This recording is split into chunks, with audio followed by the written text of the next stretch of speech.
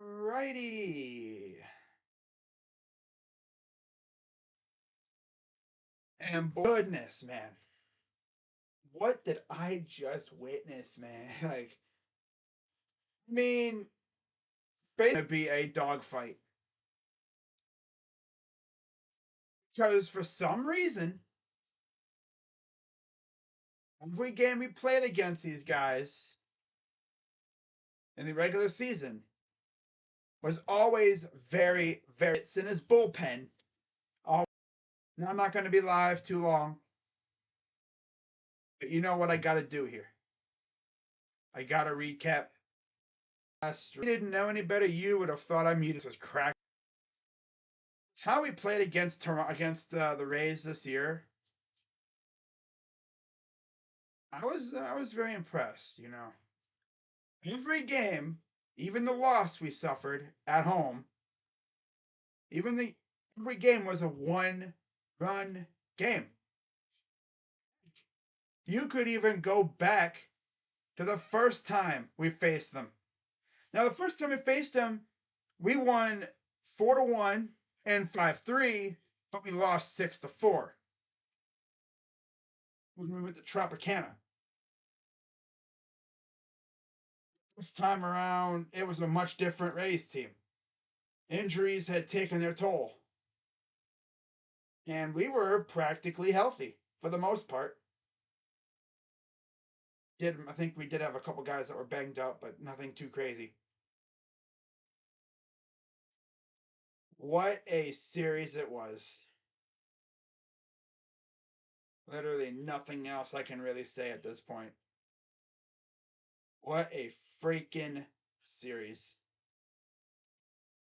Of course, for those who are unaware of how this goes, it was a best of three. Best take 2 out of 3. Man, we took 2 straight. Going through the 2 games, Bieber shoved. He did exactly what we wanted him to do.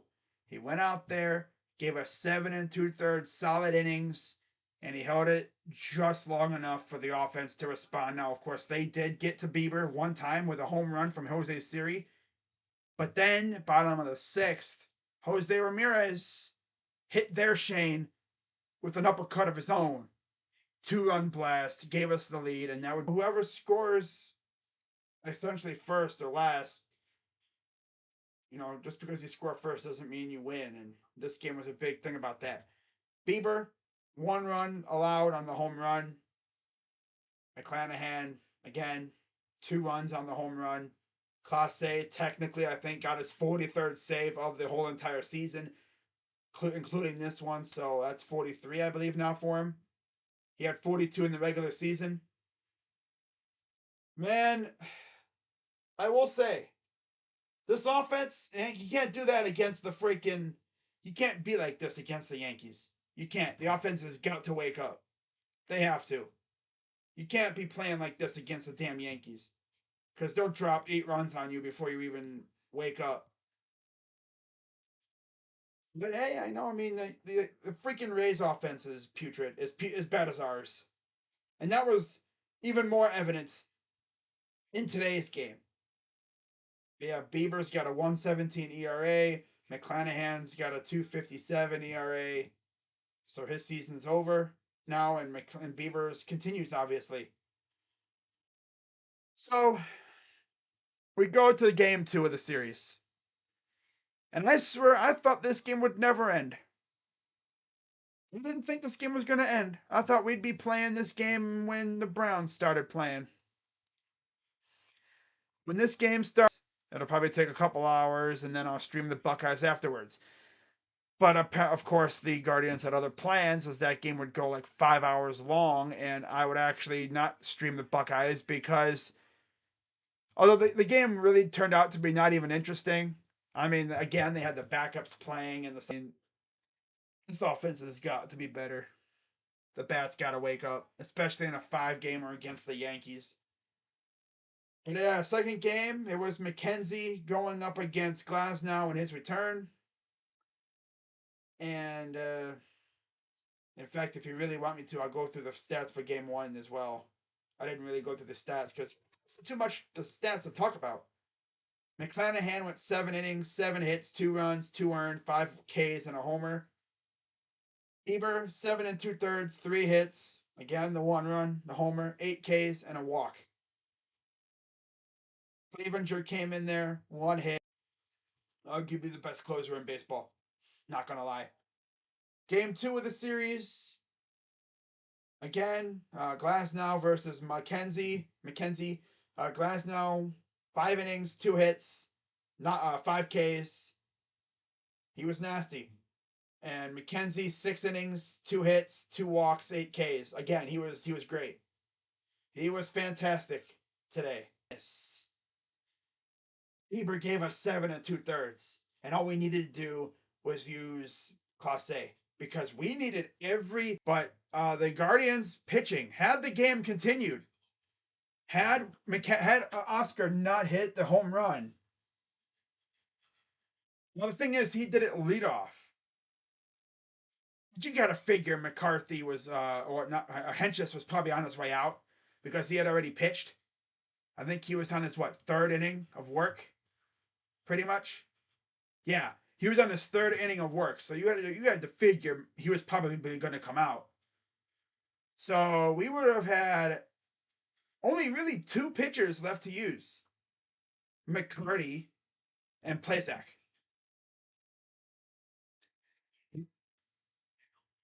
But luckily, Oscar Gonzalez came up huge and got us the game-winning walk-off dinger and secured our spot in the ALDS.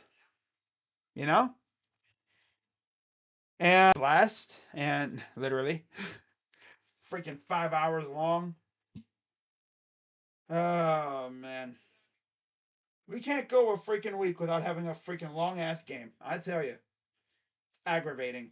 We used 6 innings out of McKenzie, 1 inning of that. We had 2 Ks from Stefan, a single strikeout from Clase and Sandlin. Sandlin pitched 2 1/3. Morgan came in for 1 1/3 innings, got 2 Ks. And then De Los Santos was fine. Got to give up a hit, but he got a walk, whatever. But then Hedges came out there. 3 hits, but 6 strikeouts. 5 innings out of Glasnow. Fairbanks, it says he went 0.0 because he could not get an out at all. In fact, people on Twitter are saying that Kevin Cash kind of manufactured an injury, an excuse. I guess he had middle finger numbness. I've never heard that term used. Middle finger numbness. What? He did that to get around the 3 batter minimum rule because he knew if Fairbanks stayed in he was going to give it up. And then Adam came in there for 2 innings, gave up a hit, 2 Ks. Rasmussen, 1 2/3, 2 Ks. Clevenger, 1 1/3 innings, 4 Ks. Armstrong, 1 1/3, 1 hit, 3 Ks. Rayleigh, 1 inning, 1 walk, 2 Ks. And then Kluber came in there and he was the one that got strikeout. So his season is over. Yeah. How ironic is that, He was our pitcher every year, pretty much, when we made the playoffs previously. And he's the guy that helps us get to the ALDS. And he's not even on our team. I know. And people are like, do you think he intentionally? No, he wouldn't intentionally do that. It was just a bad pitch. Yeah, he threw a pitch right down the middle. So we're moving on. I'm feeling good. I'm ready to go for this next game. I am freaking ready to go. I am ready to get it on with the damn Yankees. You already know. And to know them. I'm going to guess, though. So, my guess is, in terms of days, Tuesday, October 11th, Monday, October 17th. So, it's game, off day, with Wednesday and Friday off. But then you play Saturday, Sunday, Monday. 3 straight days. Now, when it comes down to it, am I going to stream every single Guardians game in this series? Most likely. Tuesday, yes. Thursday, most likely, yeah. Saturday, yeah, because the Buckeyes don't play. Yep. Most likely, yep. And then we'll probably not Sunday, even if we do play, because Browns play. Yep, Browns play Sunday. And Monday, most likely. So I might only miss one game of the series because the Browns play. And the thing is, we're playing the Yankees, so you know these games are probably going to be later on at night. Might do a doubleheader that day. We got the Patriots next week. Yeah, I could easily do a doubleheader if we don't play. Because the thing is, too, there would be a later game because no, because the NL are Padres. I feel like they would give us the early game because Seattle Houston's going to be gnarly, and the other two, of course, are going to be really good too. They would definitely give us the early games, the early game on Sunday. So there's probably a chance I'm probably not streaming the game on Sunday. It even comes down to that, but I think it will. But when it comes to the pitching matchups for the Guardians, I think it'll go somewhere like this: Quantrill on Tuesday. Then I think they flip it back. It'll be Quantrill because he didn't pitch. I don't know if they would have him not pitch for a while, about a week, pretty much. So I go Quantrill, Bieber, McKenzie, because those off days are going to be huge. Quantrill, Bieber, because I can't trust Plesac pitching in a big game, especially in that funhouse ballpark of New York. I can't trust him. I just can't. You know, but we'll see what they do. But yeah, I figured I'd do this now, get it out of the way, so I'm not, trying to do it tomorrow when I'm just sitting back doing the Browns and Chargers and all that stuff. So do this real quick, talk about everything going on. I cannot wait for this series, man. On Tuesday, it's gonna be fun. I cannot wait. What's really funny is, it's really funny. This will be the last thing I talk about here. I know everybody on Twitter and everybody like that does that. Why did they pick us to win? The little old Guardians. Oh, you struggled with the Rays. Well, actually, our bats struggled against the Rays. Our pitching was phenomenal. And then you got the freaking jabroni Yankees fans that are on Twitter saying, oh, yeah, they used all their pitchers. They're going to be wore out. It's like, well, buddy, I don't know if you know this, but we play one game over the next, 3 days. And it's Cal Quantrill on the mound. I'm pretty sure if, Quantrill can give us a good solid 6-7 innings.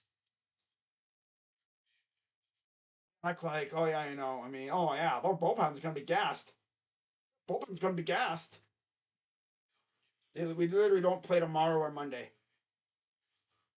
We've had literally some of these bullpen guys pitch every freaking day almost, for the most part, the last week or so. Mostly. Pitchers are used to pitching 2, maybe even 3 times a week. 3 straight times. Thank God Bieber went as far as he did yesterday. Yeah, that's pretty much how I'm gonna wrap it up. Nice and short, nothing too crazy.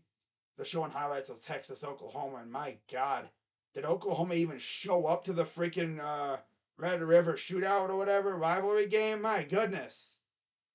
I guess Texas took out their anger from last year on them because last year was a doozy and Oklahoma somehow won that game when Texas was dominating all game, mostly. But my God, Oklahoma, they're 3-3 now, and they're 0-3 in the Big 12.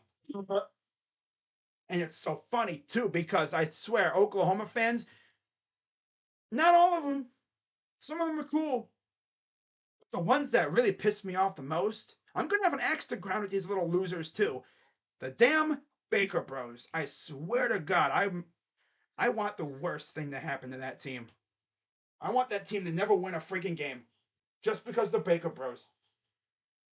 You know, whole entire fan base. I know a lot of people are gonna think, "Oh, Duke Brothers." No, Duke Brothers is my guy. I feel bad for him. It's the freaking Baker Bros that root for that team too. When I watch Oklahoma get stomped on by TCU and then Texas, I'm sitting here thinking, okay, I feel bad for the OG, you know, the legit Oklahoma fans, the non-Baker Bros, the ones that don't give a damn about the Browns or Baker, you know, the ones that don't give a crap about what we do. I feel bad for them. But it's the Bozo Baker Bro Boomer Sooner Baker Bro fans. Yeah, treat Baker like Jesus himself. They be coming at my fan base talking about slandering us when their old Jesus quarterback in Carolina is looking like a bunch of garbage. He's looking like the worst quarterback I've ever seen. Again.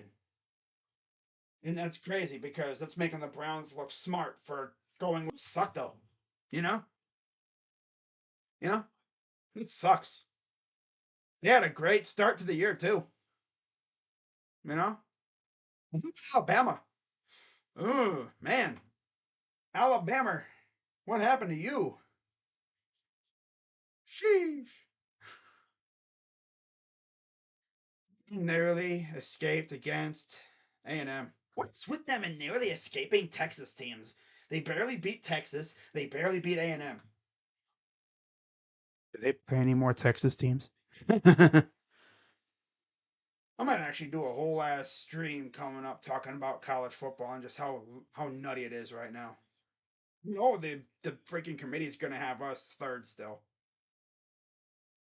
Even though Alabama barely beat A&M. Like literally, A&M was driving down the field, final play of the game, looking to score, couldn't do it. But no, they're gonna actually drop us down, and they're gonna move. They're gonna keep Bama at number one. Well, they're gonna move Bama up, and then pundits are gonna be like, "Oh yeah, look at Alabama. You know, look at the adversity." Meanwhile, it's just that's this little old Sparty. They suck. I mean, Alabama barely beat a team that lost to App State. They struggled with Arkansas. They struggled with Texas. And the craziest thing is Ohio State's doing what they're doing right now. And they're not even healthy. Been healthy all year. It's insane. We're gonna do a college football stream just talking about that stuff. Oh yeah. Let's beat the Yankees. Yes, sir. And then you ready for Browns game? Of course I'm ready for the Browns game. It's kind of a bad question. Am I ready for the Browns game? No, Jacob, I'm not ready for the Browns game. Of course I'm ready. I'm always ready. I'm gonna wrap this up. And I will see you all tomorrow for Browns Chargers. Hopefully we can get the win and get the 3-2. With that being said, crazy dog.